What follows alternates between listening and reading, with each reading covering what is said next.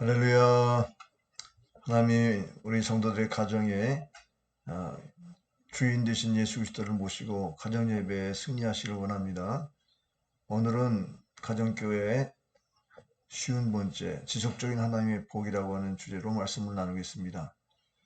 민수기 23장 20절에 보면 내가 축복할 것을 받았으니 그가 주신 복을 내가 돌이키지 않으리라. 이 말씀은 발람 선지자가 한 말씀입니다. 경제가 어느 정도 발전한 후에는 경제 위기가 닥칩니다. 경제 위기 때는 사람들이 직장을 잃는 경우가 생기죠. 지금 우리 자유시장 경제는 경쟁체이기 때문에 경쟁력 없는 기업은 소비자로부터 외면을 받고 시장에서 퇴출을 당합니다.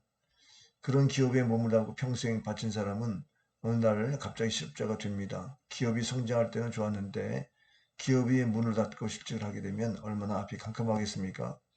또는 회사의 미래가 열렸을 때에 기업에서 원하는 경제를 갖지 못하는 사람은 정리해고를 당할 수 있습니다.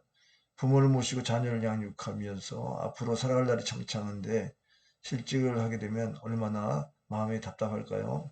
우리 모두 그런 사회에서 살아가고 있습니다. 멋진 사업 아이디어를 갖고 사업을 시작할 수 있습니다. 상권 좋은 곳에 가게를 내어 장사를 할 수도 있습니다. 그런데 시간이 지나고 보면 경쟁자가 많이 생겨서 또는 어떤 일이 있는지 지역에 썰렁해져서 손님들이 줄어들 수 있습니다. 우리가 예상하지 못한 위협들이 여기저기 도사리고 있습니다. 내가 원하는 바가 아닌데도 나도 모르는 시간에 불쑥 위험이 닥치기도 합니다. 처음에는 잘 되다가 현상을 유지하다가 또 어려운 지경에 이를 수 있습니다. 한번 받은 복이 영원히 지속되면 좋으련만 그 복이 중단되는 것은 매우 가슴이 아픈 일입니다. 우리 믿음의 사람들에게 이런 후퇴나 퇴보가 찾아오지 않았으면 좋겠습니다. 하나님이 주신 축복이 지속되고 점점 더 커져서 사람들에게 나눠졌으면 좋겠습니다. 그런데 지금 교회들이 사람들이 점점 줄어듭니다. 지역의 낙후와 저출산, 신도시 개발로 인해서 이사하는 등 교회의 부흥도 쉽지 않습니다. 게다가 대형 교회들에서 나타나는 현상들이 사람들에게 부정적인 인식을 주어서 교회와 믿음에 대한 사람들로부터 손가락질을 받는 일도 간혹 발생합니다. 이런 일 때문에 교회가 점점 어려워지고 있습니다. 하나님이 주신 축복을 받는 교회마다 이렇게 되는 것이 정말 안타깝습니다. 지도가 절로 나옵니다. 오늘 본문에 보면 하나님이 이미 복을 주신 일이 있습니다. 각 사람에게 이미 허락한 복이 있습니다. 이스라엘에게 복을 주셨고 각 이방 나라에도 민족에도 복을 주셨습니다. 또 사람들에게는 다른 사람을 축복하고 기회를 주셨습니다. 하나님의 은혜를 알게 하시고 그 은혜를 사람들에게 전달하는 시간을 주셨던 것입니다. 하나님 우리에게 축복할 것을 주셨습니다. 이방 선지자도 하나님부터 축복할 것을 받았는데 하물며 하나님의 자녀가 되었고 백성이 된 우리는 어떻겠습니까? 우리는 이미 축복의 권한을 받아서 그 권한을 행사할 수 있는 사람이 되었습니다. 축복의 통로가 된 것입니다. 정말 하나님은 우리에게 주신 축복의 권한을 거두어드리지 않습니다. 그런데 우리가 스스로 거둬들이는 경우가 많습니다. 복을 빌라는 입이 불평과 원망을 말하는 경우가 많습니다.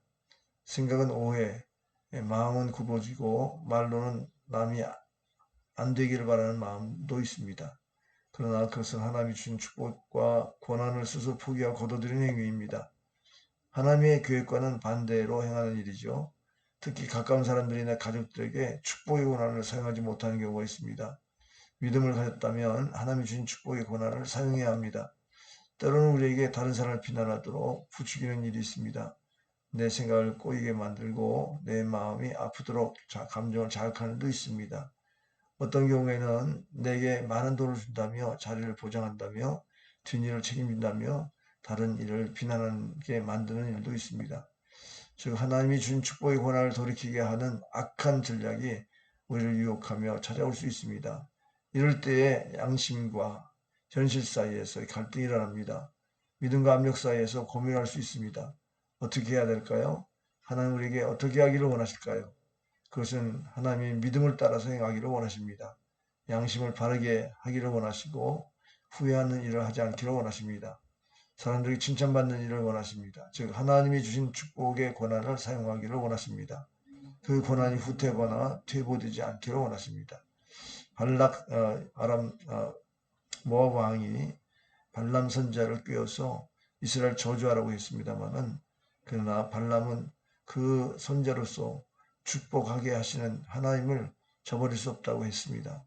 그런 유혹의 압력에서도 선지자는 축복하기를 원했던 것을 우리는 기억하고 우리의 마음에 새겨야 되겠습니다.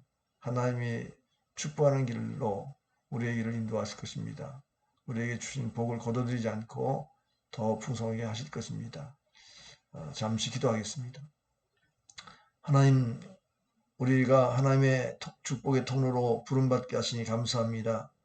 하나님께서 발락 모압 왕의 유혹 때문에 발람 선지자가 압력을 받고 또 양심에 반하는 그러한 저주를 이스라엘 백성들에게 하라고 하는 이 압력에도 불구하고 하나님이 축복하신 것을 기억하고 축복하겠다고 하는 이런 결단을 합니다.